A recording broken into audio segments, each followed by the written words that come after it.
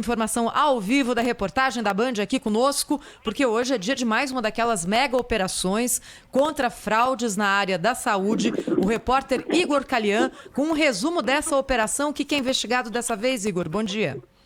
Oi, Thaís, Pedro, bom dia para todo mundo. Olha, são vários os alvos, tanto aqui no estado de São Paulo como outros estados brasileiros. Por enquanto, 11 pessoas já foram conduzidas aqui para o Palácio da Polícia, na região central da capital paulista. 6 carros apreendidos, sendo 3 de luxo e muito material. Documentos, notebooks e também celulares. Só para a gente deixar bem claro, são 2 operações que estão em andamento e que acabaram se unindo. Em Araçatuba, as investigações começaram em 2018, dessa operação que é denominada Raio X, que apura exatamente desvios de dinheiro público, né, em relação à área da saúde. E lá no Pará, uma investigação muito parecida começou no ano de 2019. Então, é como se essas 2 operações tivessem se unido e formado uma só. Ao todo, considerando essas 2 operações, são 64 mandados de prisão temporária e 237 de busca e apreensão. Lá no Pará, tem Polícia Federal envolvida, porque o governo do estado do Pará pode estar envolvido, está sendo investigado em relação a esse desvio de verba. A gente já tem a confirmação de que o assessor do governador, Hélder Barbalho, já está preso e outros 2 secretários estaduais. Informação que acaba de chegar para a gente confirmar, então, prisão de 2 secretários estaduais e também do assessor do governador, Hélder Barbalho, lá no Pará. Igor Calian, informação importante então trazida aí, assessor do governador do Pará, Hélder Barbalho, que já foi investigado, né, em outra fase aí de operações da polícia contra desvios na saúde. O Igor trazendo pra gente então os detalhes aí dessa operação. Quem tá conosco também ao vivo aqui é o repórter Lucas Josino, que tem mais detalhes sobre os desdobramentos desta grande operação que está sendo desempenhada hoje no Brasil contra desvios na área da saúde. Lucas, bom dia para você. Exatamente, Pedro. Muito bom dia a você, Thaís, Cláudio, bom dia aos ouvintes ligados aqui na Rádio Bandeirantes. Nós falamos ao vivo em frente à Câmara Municipal de São Paulo, porque teve um mandado de busca que foi cumprido aqui por volta das 7 da manhã. Esse mandado de busca foi cumprido no gabinete do vereador Eliseu Gabriel, do PSB.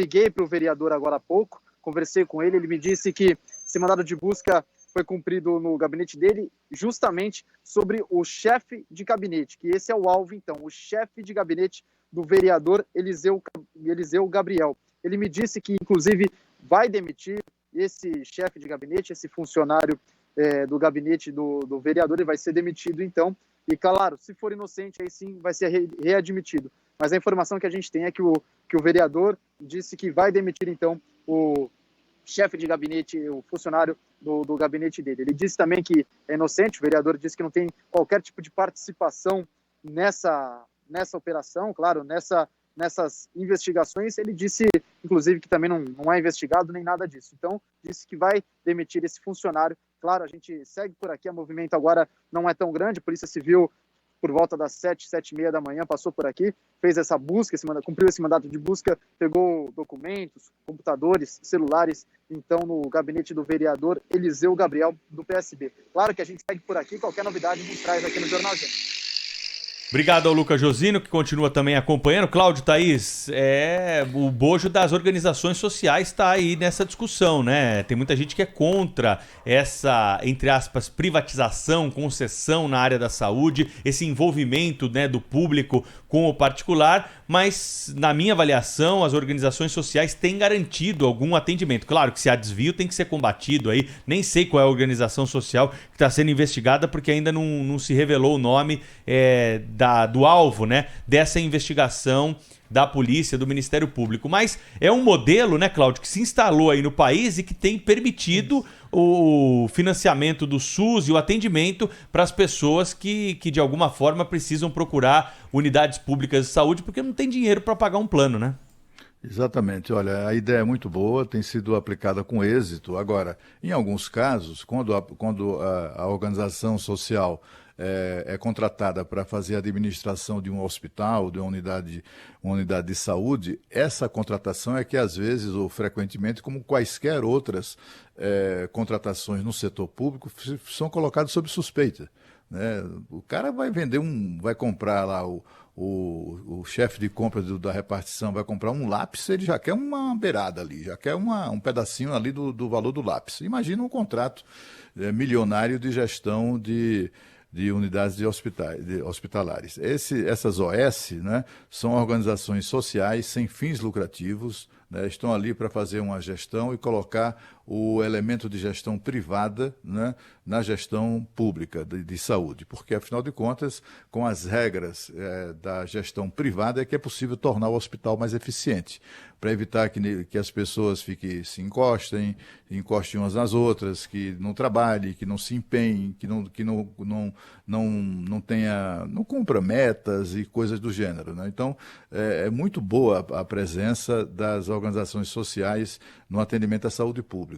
Então, assim, é preciso também verificar, porque há, desde os primórdios, das primeiras experiências de contratação de organizações sociais para a gestão de hospitais públicos, tem havido uma forte reação do setor público, né?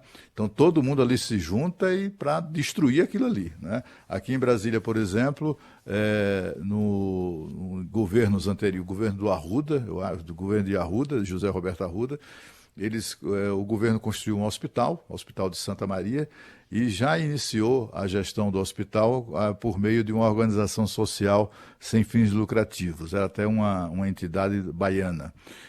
E olha, foi a única vez na curta história de Brasília, de 60 anos, a única vez em que um hospital público funcionou uma beleza, assim, todo mundo era feliz da vida, quem trabalhava no hospital adorava trabalhar e, sobretudo, isso se refletia no atendimento uma maravilha e tal. Mas, assim, foi feito um processo de sabotagem, de guerra de entidades do setor público a esse negócio, até que o governo, aí o Arruda caiu, e o governo seguinte, fraco como era, não aguentou essa briga e acabou desistindo do contrato da organização social. E o que é que aconteceu? O hospital, que era muito bom, foi nivelado aos demais e virou mais uma porcaria no setor público, né? Então é preciso também ver isso, ter uma certa reserva, um certo cuidado em avaliar essa questão, porque pode ter muito aí de ação, de iniciativa do setor público para destruir a ideia, né? E a ideia é muito boa. Agora, porque Cláudio tem muita Humberto, gente, né, Thaís? Oi, Cláudio. Muita gente que acha que só existe salvação através do serviço público, né?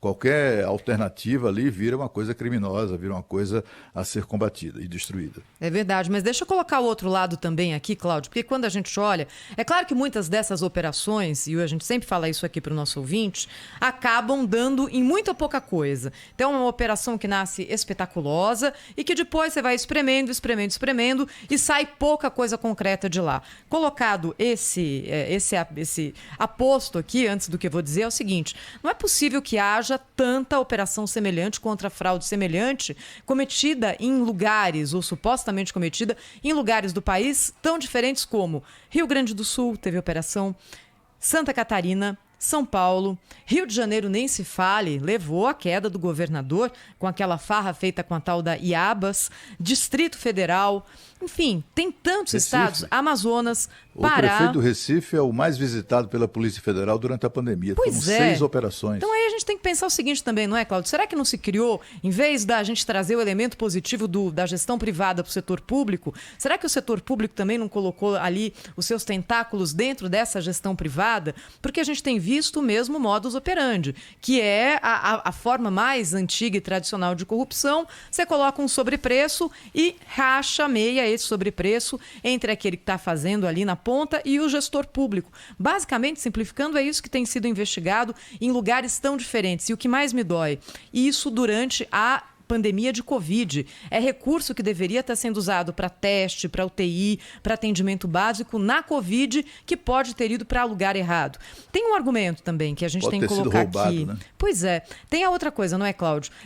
Os preços subiram durante a Covid, é claro. Máscara ficou mais cara, respirador ficou mais caro, tudo que era serviço médico ficou mais caro. Qual é o parâmetro de justiça no momento em que você pagava um lote de máscaras antes da Covid um preço X e depois na Covid Covid multiplicado por 10, 20, 30. Esse preço pago mais alto, mais caro, necessariamente tem ligação com corrupção? Talvez não. Mas é claro que aí cabe ao Ministério Público, no seu dever legal, fazer essa investigação, porque há uma disparidade muito grande. E tem indício de sobra que em vários lugares essa permissividade de preços colocou um pouquinho além no preço daquilo que já era bem alto, né?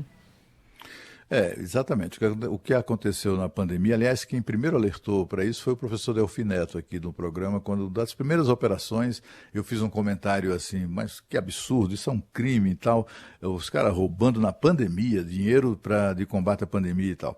E ele chamou atenção para isso. Olha, a questão é o seguinte, quem tem produto para vender, equipamentos de proteção individual, respiradores e tal, está cobrando um preço horroroso, porque enfim, a pressão, né, a concorrência é muito grande. Naquela ocasião, inclusive, nos primeiros casos, né, de operações policiais investigando supostas irregularidades na compra de materiais contra a Covid, tinha acontecido um caso que podia ser definido como pirataria, né, Pedro? Lembra aquela história de um avião com respiradores, um avião cargueiro que fez uma escala técnica de reabastecimento nos Estados Unidos e o governo americano simplesmente capturou os respiradores, simplesmente tirou, não, é nosso, né?